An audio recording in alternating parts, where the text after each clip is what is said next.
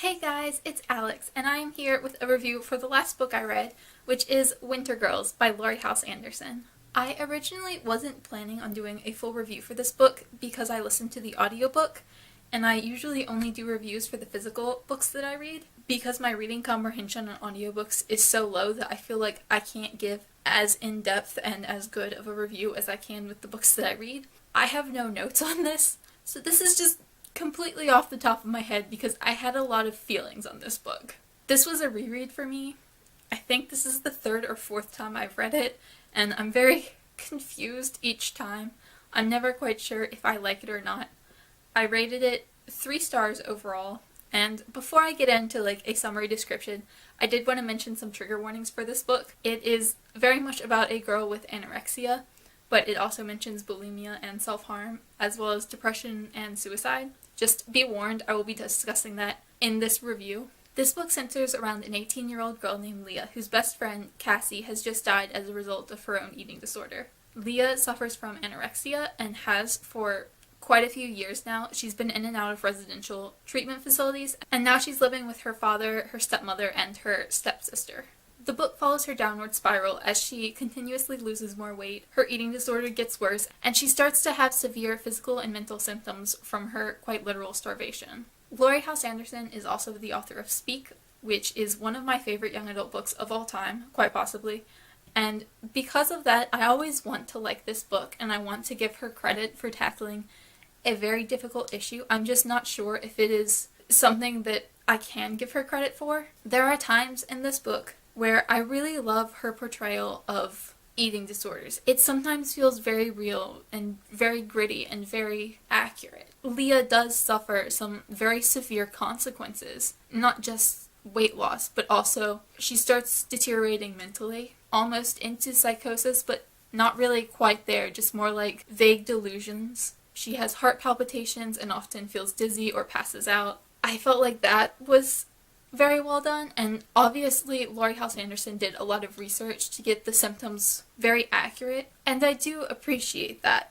But there are times in this book where it feels like the eating disorder is romanticized. I can never quite decide if it's romanticized within the narration or if it's Leah who's romanticizing it. And I think it is just Leah who's romanticizing her own eating disorder. But I'm almost not sure that it matters. Because yes, that is something that happens, and yes, that's also an accurate representation, but it feels very triggering, almost for the sake of being triggering. And I don't think that's necessarily a good thing to do in a book about eating disorders, because it's something that is so touchy, and just because it is realistic for someone to romanticize their own eating disorder doesn't mean that it can be done well in a book where it just feels like the eating disorder is being romanticized overall. That's honestly my biggest problem with this, is that it does come across as so romanticized, even if it is just the character and not Laurie Halse Anderson herself. Another problem I had with this in regards to the representation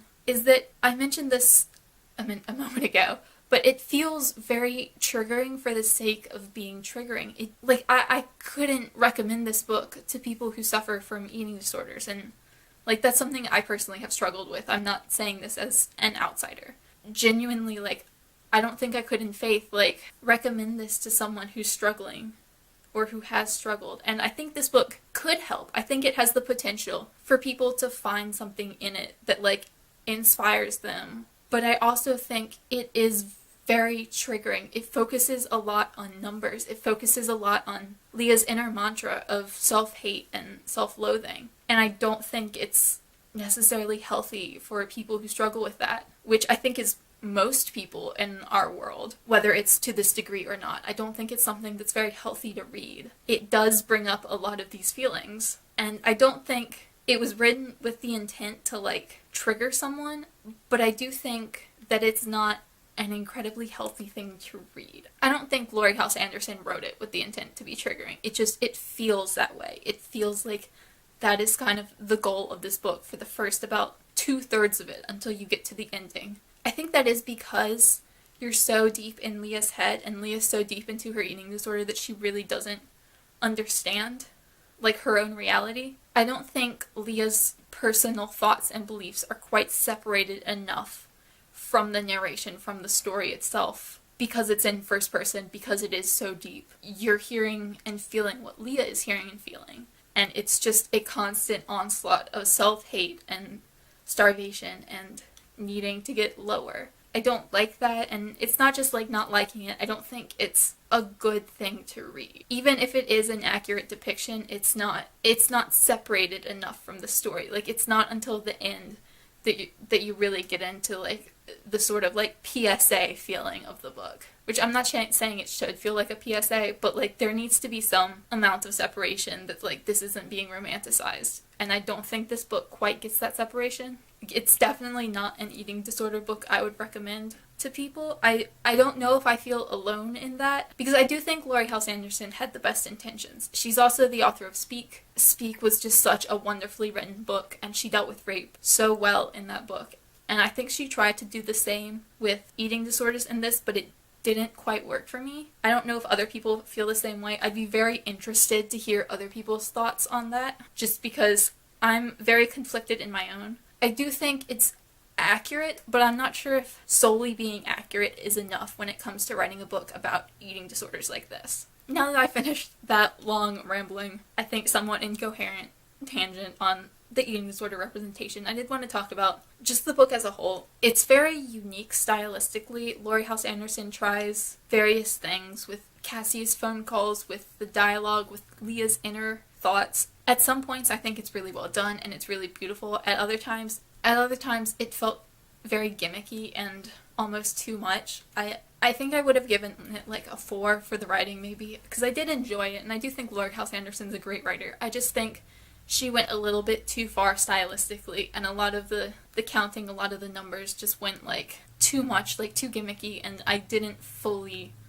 appreciate them as much as I think I was supposed to. Like, it was beautiful at times, but like I think it needed to be scaled back just a little bit. I think the characters were really well done and really interesting, and the story itself was too. I really enjoyed reading about Leah's stepmother Jennifer and her stepsister Emma. I thought that they were really well done characters. Jennifer especially was just incredibly well developed in this. I think she's probably one of the best written characters I've read in a while. She's very interesting and very three-dimensional in a way that she is like simultaneously the evil stepmother, but also like this kind, caring individual. And I really did love that. I listened to the audiobook, which I really wouldn't recommend. I did not like the audiobook, and I kept listening to it. It wasn't like unbearable, but reading the physical book is much better. There's a lot of like counting in this, because the premise is that her best friend has just died. On the night that she died, Cassie, the best friend, called Leah 33 times,